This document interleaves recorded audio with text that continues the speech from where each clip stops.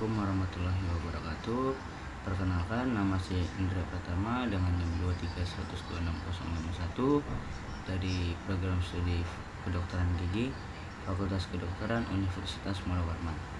Jadi di video kali ini saya akan membahas tentang ragam bahasa dan laras dalam bahasa Indonesia. Jadi dalam Kamus Besar Bahasa Indonesia atau KBBI, ragam bahasa diartikan variasi bahasa menurut pemakaiannya, topik yang dibicarakan, hubungan pembicaraan dan teman bicara, dan medium pembicaraannya. Pengertian ragam bahasa ini dalam berkomunikasi perlu memperhatikan aspek-aspek berikut. Yang pertama, situasi yang dihadapi. Lalu yang kedua, permasalahan yang hendak disampaikan. Yang ketiga, latar belakang pendengar atau pembaca yang dituju. Dan yang keempat, medium atau sarana bahasa yang digunakan. Keempat aspek dalam ragam bahasa tersebut lebih mengutamakan aspek situasi yang dihadapi dan aspek medium bahasa yang akan digunakan dibandingkan kedua aspek yang tadi. Lalu kita masuk ke ragam bahasa berdasarkan situasi pemakaiannya. Berdasarkan situasi pemakaiannya, ragam bahasa terdiri atas 3 bagian, yaitu formal, semi-formal, dan non-formal. Setiap ragam bahasa dari sudut pandang yang lain dan berbagai jenis laras bahasa diidentifikasi sebagai ragam bahasa formal, semi-formal, atau non-formal. Ragam bahasa formal memperhatikan kriteria berikut agar bahasanya menjadi resmi. Kemantapan dinamis dalam pemakaian kaidah sehingga tidak kaku, tetapi lebih luas dan dimungkinkan ada perubahan kosakata dan istilah yang benar. Penggunaan fungsi-fungsi gramatikal secara konsisten dan eksplisit. Penggunaan bentukan kata secara lengkap dan tidak disingkat.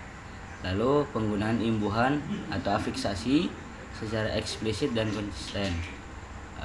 Penggunaan ejaan yang baku pada ragam bahasa tulis dan lafal yang baku pada ragam bahasa lisan. Berdasarkan kriteria ragam bahasa formal di atas, pembedaan antara ragam formal, ragam semi-formal, dan ragam non-formal diamati dari hal-hal berikut. Yang pertama yaitu pokok masalah yang sedang dibahas. Seperti contohnya menyapa, apaan mengopi, ngopi, laporan, laporin, marahin, menemukan, dan nemuin. Lalu hubungan antara pembicara dan pendengar. Medium bahasa yang digunakan, lisan atau tulis. Area atau lingkungan pembicaraan terjadi dan situasi seketika pembicaraan berlangsung. Kelima, pembedaan ragam bahasa di atas dipertegas lagi. Pembedaan antara ragam bahasa formal dan ragam bahasa non-formal yang paling mencolok adalah sebagai berikut. Yang pertama, penggunaan kata sapaan atau kata ganti, misalnya saya dan gue. Penggunaan imbuhan afiksasi, awalan, prefiks, dan akhiran sufiks.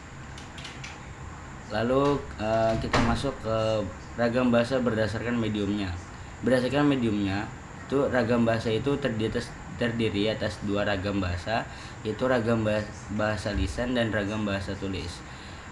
Penuturan kepada pendengar dan atau teman bicaranya.